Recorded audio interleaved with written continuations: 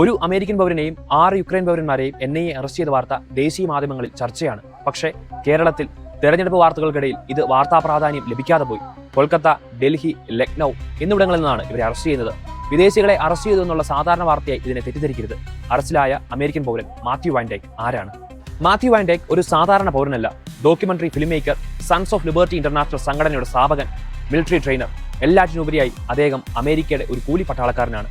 ഒപ്പം അറസ്റ്റ് ചെയ്യപ്പെട്ട 6 യുക്രൈൻ പൗരന്മാർ ഡ്രോൺ പരിശീലനം നൽകാൻ വിദഗ്ധർ. മിസോറാമിലൂടെ മ്യാൻമാറിലേക്ക് കടന്ന് അവിടെയുള്ള സായുധ സംഘങ്ങൾക്ക് ആയുധ ഡ്രോൺ പരിശീലനങ്ങൾ നൽകി. ഇന്ത്യൻ അതിർത്തിയിൽ ആസാം, മിസോറാം മേഖലകൾ സന്ദർശിച്ചു. ബംഗ്ലാദേശ് ഏതാനും മാസങ്ങൾക്ക് മുമ്പ് ഇന്ത്യയിലെ വടക്കിഴക്കൻ സംസ്ഥാനങ്ങളെ മുറിച്ചു മാറ്റുമെന്നും വടക്കിഴക്കൻ സംസ്ഥാനങ്ങളിൽ അണയാതെ നിൽക്കുന്ന കലാപങ്ങൾക്കും ഇവരുമായി എന്തെങ്കിലും ബന്ധമുണ്ടോ?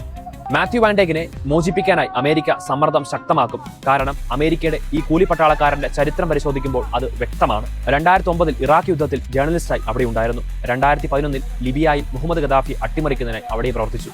പിന്നീട് അഫ്ഗാനിസ്ഥാൻ, സിറിയ, യുക്രൈൻ, ഒടുവിൽ വെനസ്വേലയിൽ. ഇവിടങ്ങളിലെല്ലാം ആ രാജ്യത്തിന് അകത്തുനിന്ന് കലാപങ്ങളും വിപ്ലവങ്ങളും സൃഷ്ടിച്ചുകൊണ്ട് രാജ്യത്തിന്റെ ഭരണാധികാരികളെ രാജ്യത്തെ അട്ടിമറിക്കാൻ ശ്രമിക്കുകയായിരുന്നു ഇവർ ചെയ്തുകൊണ്ടിരുന്നത്. ഇന്ത്യയിലേക്ക് വരുമ്പോൾ നമ്മുടെ ഭരണകൂടത്തെ അട്ടിമറിക്കാനും നമ്മുടെ ദേശീയ സുരക്ഷയെ തകർക്കാനുമായിട്ടാണോ വാൻ ഡൈക്ക് ഒരു സഞ്ചാരിയായി ഇവിടെ എത്തിയത്? നമ്മുടെ അയൽ രാജ്യങ്ങൾ നേപ്പാൾ, പാകിസ്ഥാൻ, അഫ്ഗാനിസ്ഥാൻ, ശ്രീലങ്ക, മ്യാൻമാർ, ബംഗ്ലാദേശ് എന്നിവിടങ്ങളിൽ സംഭവിച്ച ആഭ്യന്തര കലാപങ്ങൾ നാം നോക്കുമ്പോൾ നാം ജാഗ്രത പുലർത്തണം.